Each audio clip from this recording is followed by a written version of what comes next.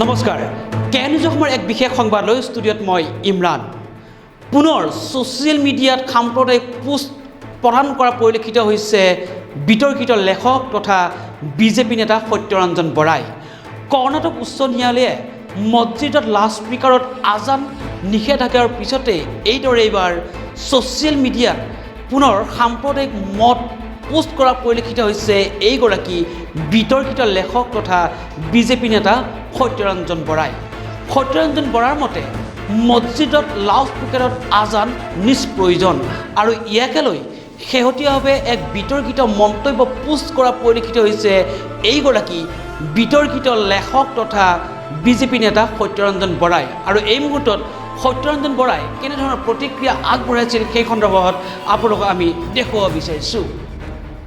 আচলতে কি জানে সত্য সদায় জয় আৰু সত্য প্ৰতিষ্ঠা এদিন নহয় এদিন হ'বই। প্ৰাকৃতিক কথাবোৰ শাশ্বত কথাবোৰ আপুনি বৰ বেছিদিন লুকুৱাই ৰাখিব নোৱাৰে। যেনেকৈ ভগৱান বুদ্ধই কৈছিলে যে আজি মানুহে সত্য কথাবোৰ নুশুনে বা নুবুজে কিয়নো তেওঁলোকে সেইবোৰ শুনি ভাল পায় যিবোৰ শুনিবলৈ তেওঁলোকে বিচাৰে, তেওঁলোকে সেইবোৰ কথা জানিবলৈ ভাল পায় যিবোৰ কথা তেওঁলোকে জানিব বিচাৰে, তেওঁলোকে সেইটো কাম কৰি ভাল পায় যিটো কামে তেওঁলোকক আমোদ দিয়ে। সেই কথাবোৰ মিছা হওক ভুল হওক বেয়া হওক সেইটো তেওঁলোকৰ কাৰণে প্ৰাসংগিক নহয়। সেইকাৰণে তেওঁলোকে সত্য কথাবোৰ গ্ৰহণ কৰিব নোৱাৰে কিয়নো সত্য কথাবোৰ তিতা কেঁহা বেজবেজীয়া মানে সঁচা কথাবোৰৰ কোনো সোৱাদ নাথাকে। তো সেই ধৰণৰ কথা গতিকে তেওঁলোকে সঁচা কথাবোৰ আজি মানুহে আজিৰ সমাজে পটককৈ গ্ৰহণ কৰি নলয় বা সাধাৰণতে নলয় বুলি আমি যদি ধৰি লওঁ, কিন্তু প্ৰকৃতি নহয় ইউনিভাৰ্ছ নহয়। এই ইউনিভাৰ্ছখনত আপুনি যদি আজি চৰাইটো সত্য, চৰাই মাতটো সত্য, কুলিৰ মাত সত্য, প্ৰতিটো বস্তুৱে সত্য, প্ৰতিটো বস্তুৱে শাশ্বত। গতিকে এই শাশ্বততাখিনিক আপুনি লুকুৱাই ৰাখিব নোৱাৰে। কিমান দিন ৰাখিব? যেনেকৈ আমি আন্ধাৰ যিমানেই ঘন নহওক কিয়, আন্ধাৰ যিমানেই খুব মৰা অন্ধকাৰ বুলি যিটো নহওক কিয়, সূৰ্যৰ এটুকুৰা কিৰণ, সূৰ্যৰ অকণমান কিৰণে আমাৰ গোটেই অন্ধকাৰখিনি নোহোৱা কৰিব পাৰে। সত্যও তেনেকৈ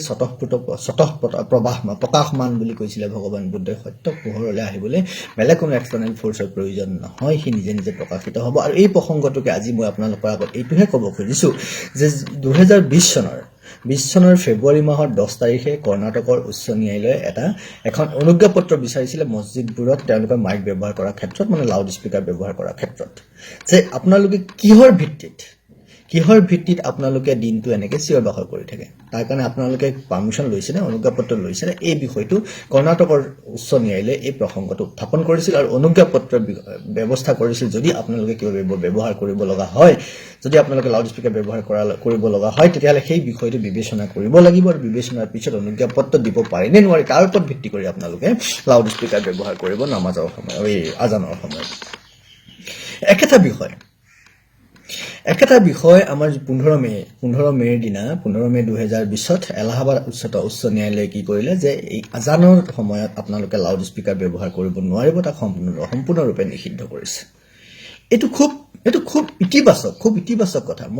মই নিজে এই বিষয়টোক অধ্যয়ন কৰিছোঁ কাৰণে মই এই বিষয়টোত মই খুব সন্তুষ্টি লাভ কৰিছোঁ।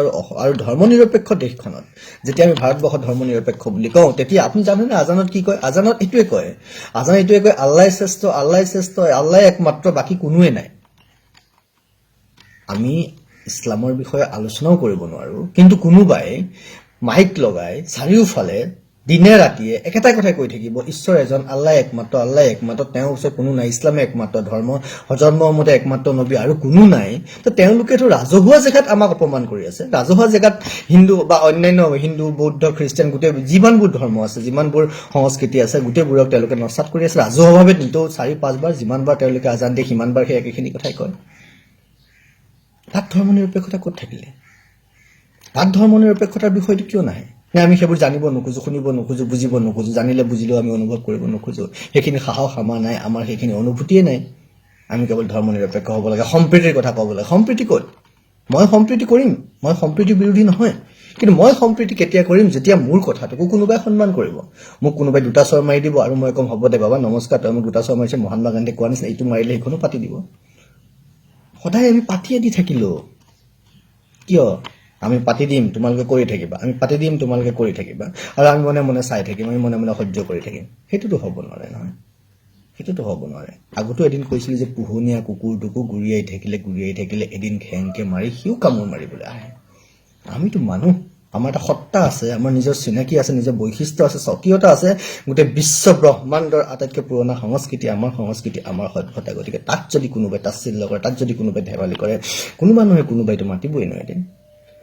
স্বামী বিবেকানন্দে কৈছিলে, যেতিয়া এটা জাতিৰ ওপৰত, এটা সংস্কৃতিৰ ওপৰত কোনোবাই প্ৰহাৰ কৰে, তেতিয়া সেই সংস্কৃতিৰ, সেই জাতিটোৰ যিসকল অনুগামী, তেওঁলোকৰ হীৰাৰেদি, ধমনীৰেদি জাতি সত্তাটো ধমনী তেজ বোৱাৰ নিচিনাকে পিৰাই বৈ যায় বুলি কৈছিলে।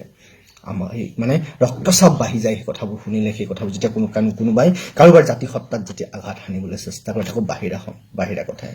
স্বামী বিবেকানন্দই এই কথাটোও কৈ গৈছিলে যে স্বামী বিবেকানন্দই কৈছে যে আল্লাহু আকবৰ বুলি, মই কোৱা কথা নহয়, আপোনালোকক তথ্য মোৰ কমেণ্ট বক্সত দি দিম, ক'ত লিখা আছে এই কথাটো। আল্লাহু আকবৰ বুলি যিটো শব্দ, যিকেইটা বাক্য, সেই বাক্যটো তেতিয়াও সেই বাক্যকেইটা শুনি আমি সন্ত্ৰাসিত হৈছিলোঁ। যিটো কথা মই কোৱা কথা নহয়, স্বামী বিবেকানন্দে কোৱা কথা, যে আল্লাহু আকবৰ এই শব্দকেইটা আমাৰ কাৰণে ভয়ৰ কাৰণ আছিল, সন্ত্ৰাসৰ কাৰণ আছিল, অশান্তিৰ কাৰণ আছিল। মই কমেণ্টত আপোনালোকক তাৰ চ'ৰ্চটো কৈ দিম, ক'ত আছে এই কথাটো লিখা হৈ পেলাই। এতিয়া মই পুনৰ এই লাউড স্পীকাৰ বন্ধ কৰাৰ প্ৰসংগটোলৈ আহিব খুজিছোঁ। চাব, মোৰ ইছলাম আৰু কোৰাণৰ কলংকিত কথাবোৰত মই এই বিষয়টো আনিছিলোঁ। তাত দুটা কথা আছে। আপুনি সূৰা 7 আল আৰাফৰ আয়াত 56ত এই কথাটো কৈ থৈছে যে তোমালোকে দুনিয়াত গণ্ডগোল সৃষ্টি নকৰিবা আৰু শান্তি প্ৰতিষ্ঠাৰ পাছত তেওঁক মাতা ভয়ত আৰু আশাত। মানে আল্লাহে কৈছে, যিখন তেওঁলোকে কয় আল্লাহৰ বাণী বুলি কয়, কিন্তু যিখন কোৰাণ তেওঁলোকৰ প্ৰায় 114 বাৰ মান এডিট হৈছে, তেওঁলোকে মানক নামানক, মোৰ তথ্য আছে, মই আহি আছোঁ সেইবোৰ লৈ পৰৱৰ্তী সময়ত, যে কৈছে যে সূৰা 7 আয়াত 56ত কৈছে যে তোমালোকে দুনিয়াত গণ্ডগোল সৃষ্টি নকৰিবা শান্তি প্ৰতিষ্ঠাৰ ক্ষেত্ৰত। তাৰমানে আল্লাহ যদি ঈশ্বৰ হয়, সেই ক্ষেত্ৰত ঈশ্বৰে কেতিয়াও কোনো পৃথিৱীত অশান্তি নিবিচাৰে, তেওঁ শান্তি প্ৰতিষ্ঠা হোৱাটো বিচাৰে। তেওঁ কৈছে যে তোমালোকে মাতিব গণ্ডগোল সৃষ্টি নকৰিবা। তাৰ মানে মই কি বুজাইছিলোঁ তাত ক'বলৈ, প্ৰথমে কৈছে প্ৰতিপালক আল্লাহক আমি মাতিব লাগে বা স্মৰণ কৰিব লাগে বিনীতভাৱে, গোপনতাৰ সৈতে। কাৰণ এইটোত কৈছে, আকৌ সূৰা 7 55 নম্বৰ আয়াতটোত কি বুলি কৈছে চাব দেই, তোমালোকৰ প্ৰতিপালকক মাতা বিনীতভাৱে আৰু গোপনতাৰ সৈতে। সেই কোৰাণৰ যিটো 7 নম্বৰ সূৰাৰ 55 নম্বৰত কৈছে তোমালোকে প্ৰতিপালকক মাতা বিনীতভাৱে আৰু গোপনতাৰ সৈতে। আকৌ 56 নম্বৰটোত কি কৈছে দুনিয়াত গণ্ডগোল সৃষ্টি নকৰিব শান্তি প্ৰতিষ্ঠাৰ ক্ষেত্ৰত। কোৰাণত কৈছে সেই কথাটো। ইয়াত ক'লে যে বিনীতভাৱে আল্লাহক মাতা, গোপনতাৰ সৈতে মাতা। তাৰমানে এই কথাটোৱে স্পষ্টকৈ বুজাই দিছে যে কোৰাণে লাউড স্পীকাৰ ব্যৱহাৰ কৰাটো নস্যাৎ কৰি থৈছে। আৰু সেই কোৰাণৰে আকৌ আপোনাৰ সূৰা 25 চাব, কোৰাণখন যে বিভ্ৰান্তিকৰ এডিট যে হৈছে বাৰে বাৰে, তাত কৈছে আৰু সেইখিনিকে, যিখিনি বিভ্ৰান্তিকৰ সেইখিনি মই কথাখিনি মোৰ ইছলাম আৰু কোৰাণৰ কলংকিত কথাবোৰত কৈছিলোঁ, সেই কথাখিনিকে আজি সমাজত অশান্তি সৃষ্টি কৰিছে একাংশ সেই মৌলবাদীখিনিয়ে। কি কৈছে তাত কৈছে যে চাবা, সূৰা 25 আয়াত 52ত কৈছে কি বুলি, এতেকে ধৰ্মীয় বেপাৰত অবিশ্বাসীসকলক অনুসৰণ নকৰিবা। কি কৈছে, এতেকে ধৰ্মীয় বেপাৰত অবিশ্বাসীবিলাকক অনুসৰণ নকৰিবা, বৰং তুমি ইয়াৰ সহায়ত, মানে কোৰাণৰ সহায়ত, ব্ৰেকেটত লিখা আছে, ইয়াৰ সহায়ত সিহঁতৰ লগত জিহাদ কৰা মহান জিহাদেৰে। জিহাদৰ পৰিভাষাটো কি বুলি কৈছে, জিহাদৰ পৰিভাষাটোত এই ধৰণে বুজাইছে যে কোৰাণৰ বাণীলৈ যুক্তিতৰ্কৰ কাৰেৰে, কলমৰ জবৰ খোজেৰে, প্ৰচাৰৰ দুৰ্বাৰ আঘাত, মন কৰিব কথাটো, যিটো বৰ্ণনা আছে, প্ৰচাৰৰ দুৰ্বাৰ আঘাত মানে অবিশ্বাসীক অনুসৰণ কৰিব নালাগে, মই বুজি পালোঁ। এতিয়া জিহাদৰ ভাষাটো মই যিধৰণে বুজিছোঁ, যিধৰণে বৰ্ণনা কৰি থৈছে যে অবিশ্বাসীসকলৰ হৃদয় জয় কৰিবলৈ বা অবিশ্বাসীসকলৰ মাজত ভয় ভাৱ জীয়াই ৰাখিবলৈ হ'লে প্ৰচাৰেৰে দুৰ্বাৰ আঘাত সানিব দিছে। প্ৰচাৰৰ দুৰ্বাৰ গতিত প্ৰচাৰ, তাৰমানে এই মাইক লগোৱাটো এটা প্ৰচাৰৰ দুৰ্বাৰ গতি নহয় জানো? মাইক লগোৱাটো তাৰমানে প্ৰচাৰৰ দুৰ্বাৰ গতি নহয় জানো?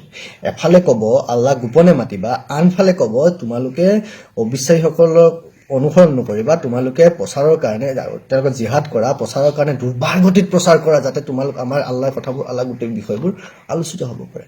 তাৰমানে কোৰাণখন বিভ্ৰান্তিকৰ। কোৰাণৰ ইটো বিষয়ৰ লগত সিটো বিষয়ৰ কোনো সম্পৰ্ক নাই। আৰু এই যিটো সম্পৰ্ক নথকা বিষয়বোৰক একাংশ মৌলবাদী এই ধৰণে কৰিছে। আৰু মাইক লগোৱাটো য'ত কোৰাণৰ কোনোবা এটা আয়াতত নস্যাৎ কৰি থৈছে, সেই কোৰাণৰে অন্য এটা আয়াতত কিন্তু প্ৰচাৰৰ দুৰ্বাৰভাৱে প্ৰচাৰ কৰিব দিছে, তাত এই কথাটো উপস্থাপন কৰি থৈ দিছে এই ধৰণে। এতিয়া কথা হ'ল, আপোনাৰ ধৰ্মপৰায়ণতা, আপোনাৰ ঈশ্বৰ ভক্তি, আপুনি ঈশ্বৰক কেতিয়া বিচাৰিব, কেতিয়া মাতিব, ঈশ্বৰৰ প্ৰতি থকা আপোনাৰ প্ৰেম, ভাল পোৱা, সেইটো আপোনাৰ একান্ত ব্যক্তিগত বিষয় নহয় জানো? আপুনি কিমান ধৰ্মপৰায়ণ হ'ব নে নহ'ব, আপুনি নাস্তিক হ'ব, আপুনি কিবা হ'ব, সেইটো আপোনাৰ প্ৰত্যেকজন ব্যক্তিৰ এটা ব্যক্তিগত বিষয়। এই প্ৰসংগটোত মই ইছলাম আৰু কোৰাণৰ কলংকিত কথাবোৰ লিখোঁতে এজন মৌলবীক, জ্যেষ্ঠ মৌলবীক মই প্ৰশ্ন কৰিছিলোঁ, সুধিছিলোঁ। তেওঁ মোক কৈছিলে যে এই কথাটো, মই তেওঁক সুধিছিলোঁ তেতিয়া যে আপোনালোকে মাইক কিয় বজায়, মাইক কিয় বজাব লগা হয়? তেতিয়া তেওঁ মোক কি কৰিছিলে যে প্ৰতিটো মুহূৰ্তত নামাজৰ সময় মনত পেলাই দিবলৈ আৰু তেওঁলোকৰ মনটো প্ৰতিটো মুহূৰ্তত জীপাল কৰি ৰাখিবলৈ, আল্লাহৰ প্ৰতি জীপাল কৰি ৰাখিবলৈ, তেওঁলোকৰ বিষয়টোৰ প্ৰতি লগ লগাই ৰাখিবলৈ তেওঁলোকক নামাজৰ সময়টো মনত পেলাই দিবলৈ আমি মাইকটো ব্যৱহাৰ কৰোঁ। যিটো ক'লোঁ, ধৰ্মপৰায়ণতা, আৰাধনা কৰা, ঈশ্বৰক বিচৰাটো প্ৰত্যেকজন ব্যক্তিৰ ব্যক্তিগত কথা। তাৰমানে আপুনি যদি কাৰোবাৰ ব্যক্তিগত বিষয়টো, তেওঁ কোন সময়ত ঈশ্বৰক মাতিব, ৰাতিপুৱা মাতিব, গধূলি মাতিব, দুপৰীয়া মাতিব, মাজনিশা মাতিব, যেতিয়া মাতিব, সেইটো তেওঁ নিজৰ কথা, নিজৰ সুবিধামতে মাতিব, নিজৰ ইচ্ছা অনুযায়ী মাতিব।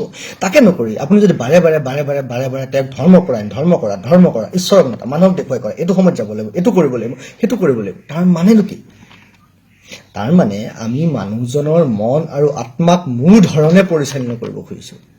কোনো এজন ব্যক্তিৰ মানে ইছলাম ধৰ্মত কোনো এজন মুছলমান ব্যক্তিৰ নিজৰ ইচ্ছা বুলি কোনো কথা নাই, নিজৰ আত্মা বুলি কোনো কথা নাই। আমি যিটো কৈছোঁ, আমি যেনেকৈ কৰিছোঁ তই তেনেকৈ কৰিব লাগিব। কেনেকৈ এনে কথাবোৰ? আৰু সেইটো যদি কৰিছে, তেনেকুৱা যদি হৈছে মানে হয়তো আছে, আমিতো দেখিয়ে আছোঁ। তাৰমানে এটা কিবা নিশ্চয় ইয়াৰ এটা বিশেষ কাৰণ আছে, নিশ্চয় বিশেষ কাৰণ থাকিব যে ইমান বাধ্য কৰাব লগা হৈছে, বাধ্য কৰাইছে, ধৰ্ম কৰা, ভক্তি কৰা, নামাজ পঢ়া, আমুকটো কৰা, তামুকটো কৰা, এইটো কৰিব লাগিব, জিহাদ কৰিব লাগিব, তামুকটো কৰিব লাগিব। There is a plan, there is a agenda, is an agenda. এইবোৰ কি? আজি এই নতুন ভাৰতত বহুত কথা স্পষ্ট হ'ব।